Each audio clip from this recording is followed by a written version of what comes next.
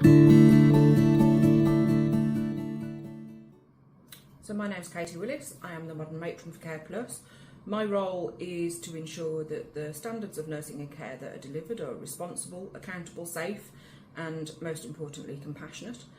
That is done by making sure that the regulatory changes are adhered to across the entire group, and that the level of care we deliver is not only cost effective, but of the highest possible standard. I'm Tanya. I'm head of Homecare. My responsibilities are to make sure that all the businesses are comply with CQC regulations. I audit the businesses, I help support them, give them advice, help with safeguardings, and hold their hands through the process of getting their CQC registration. Really difficult. It changes dramatically depending where you are geographically. Socio-economic factors greatly influence that also. As a general rule of thumb, as we look closer towards the coast, we see higher levels of a need for home care, less need in terms of nursing. The levels of care unanimously across the country at the moment are low. We have a shortage of workers, many factors impact on that. Predominantly the workforce themselves. We are in a cost of living crisis. As Tanya will back me up here, we have staff that work community based that are facing huge costs in terms of fuel, and an essential part of their role is to drive from one customer to the next customer delivering care. That has an impact greatly at the moment on recruitment. Post pandemic, we lost many staff who chose to leave the healthcare sector. Adult health and social care, it's not massively well paid in some areas. It's been demoralising, it's exhausting. So there are challenges in terms of recruitment, and which is why fundamentally we have to look after the staff we have. We have to encourage new people into healthcare. We have to make it a more attractive proposition to new blood. We have to make sure that we give them enough diversity, that they feel that it's a career, it's not a temporary stopgap, and that they too can have education and grow. And it's a massively wide industry. The opportunities are phenomenal. And sometimes it's a simple case of finding what one person loves, because they're not all the same, and it's making sure that they're respected and valued. Keeping staff obviously is difficult. In terms of the population is ageing. The population has changed twofold. So if we were to go back as little as 10 years ago, the vast majority of community-based care or nursing home care had a deterioration value to it. So we were looking after people that were aged or ageing with predominantly physical health needs. Whereas now we have two categories. We have people that have or are living with a dementia or a neurological condition, mental health, and on the other hand we have the ageing population that have a much more complex set of physical needs. So not only is the recruitment changing, but as is the population of people we deliver care to. Yeah, the sort of clinical task carers are expected to do now are much higher than they used to be. Historically, home care used to be, doing a bit of like domestic duties, a bit of cooking, a bit of, looking after people, where now, what's expected of the carers is a lot higher than it used to be. But like what Kate said, with care, I don't think people always understand that actually there is a career route in it, and it's, obviously, a rewarding role, and, it can open avenues to sort of do your nursing, and there is roots within it. It is a rewarding role to be in. Trends in healthcare. Okay, so first and foremost, the core principles of care have not changed. For millennia, we have looked after people's personal care needs and cared for them empathetically and with compassion, and the fundamental basics of care. There is no different now as they were 2,000 years ago. What's changed is what we've just discussed. It's that pathway to what was predominantly treated in hospitals, now treated in the community. We collectively, as healthcare providers, we have to work with the NHS to ensure that people have a movement through our healthcare system and to eliminate bed blocking. We're now into spring. The winter pressures are still very much in force on beds.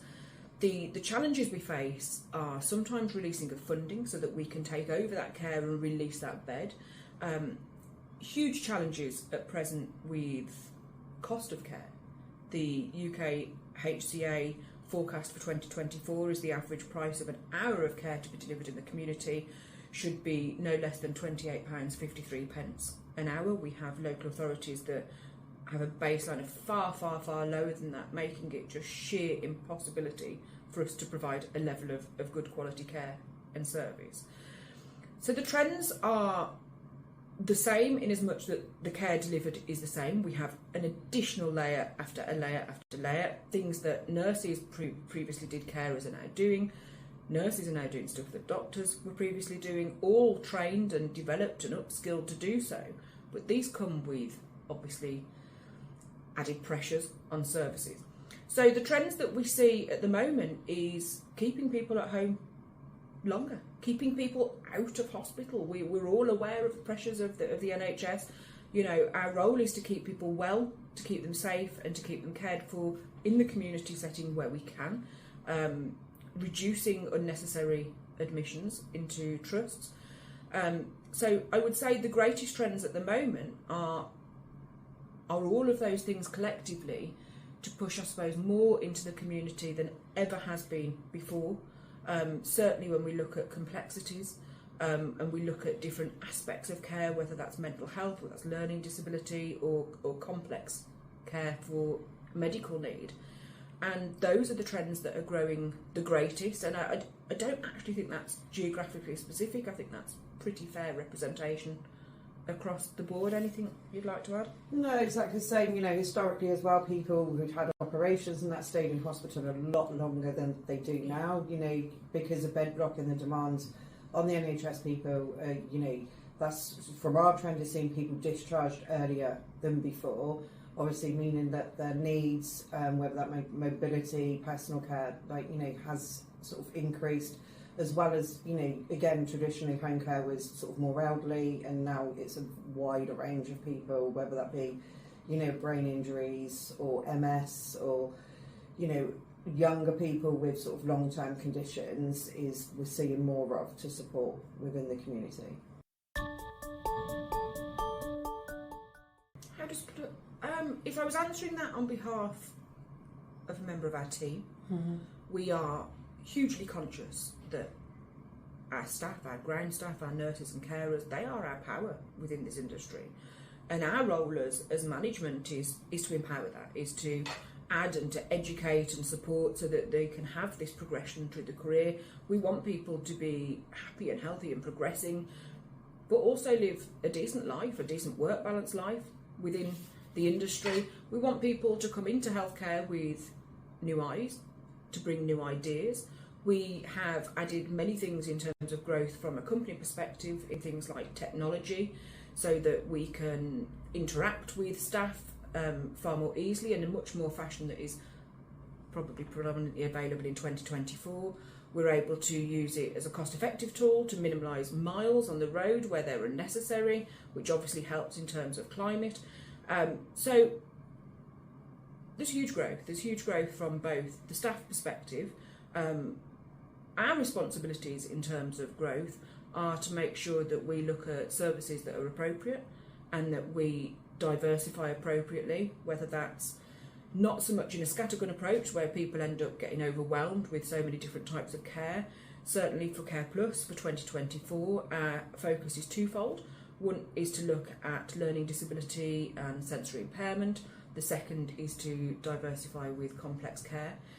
So growth has many ways of evolving, but keeping the staff, which are the strength of this business, at the forefront, there is growth there to be had, and it's exciting and it's new, and we would like to see not just staff retention and people to stay and work with us. We have some very, very, very long service staff, which is marvellous to see, but also to welcome new people into the sector. That I think is what we're aiming for this year. Yeah, with my role, obviously I support the registered managers, and you know, the most rewarding part of that is seeing them grow and develop. And you know, it's a challenging role being a registered manager, so being able to support them and know that they've got somebody that they can go to and give it and empowering them to be able to do that job is just vital in, you know, in the care industry. So it's really rewarding to be able to support them people and watch them grow and develop and be able to provide an outstanding service to the community. Thank you very much. You guys are amazing today.